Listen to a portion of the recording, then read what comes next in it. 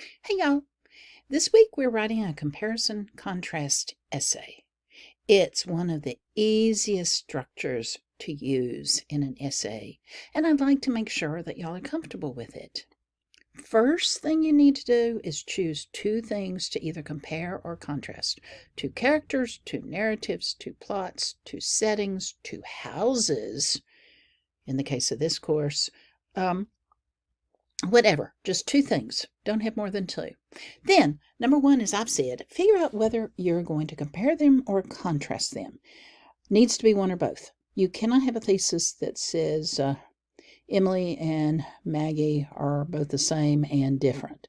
No, everything in the universe is both the same and different. Land firmly on one side or the other.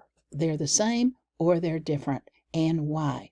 That's going to be your thesis. Your thesis will be the statement, A is similar to, A is different from, B because of this. Then the body of your paper will explain the differences or the similarities. You've got two different ways to organize the paper. Only two. Makes it simple for you. First way, I've got a line here separating the two so that you can see it.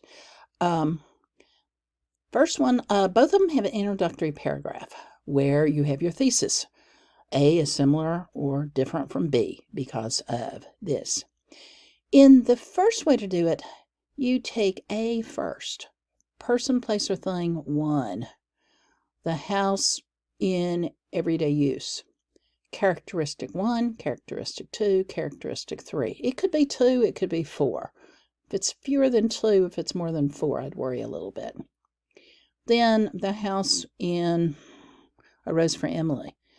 Characteristic 1, characteristic 2, 3, maybe 4. And then a concluding paragraph saying they are the same or they are different because la-di-da. Okay, the second way to do it is to do it by characteristics, not by the thing itself. Characteristic 1 is both Della and Maggie seem subdued. Della does by this way, Maggie does by this way. Both Della and Maggie seem to care a lot about their family. This is Della, this is Maggie.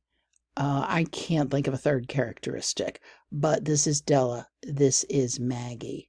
And then a concluding paragraph summing them up. Now, some people like this better. It totally depends on you, your own style, and also what comparison or contrast you're planning on making. The benefits of this is you get to talk about one thing first, totally, and then the second thing, and then your concluding paragraph sums up the similarities or differences.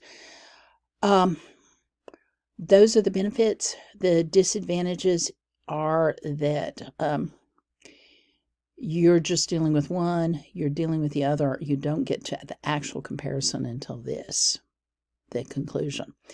Some people don't like this one because it seems like you're flopping back and forth between this one and this one and this one and this one and this one and this one.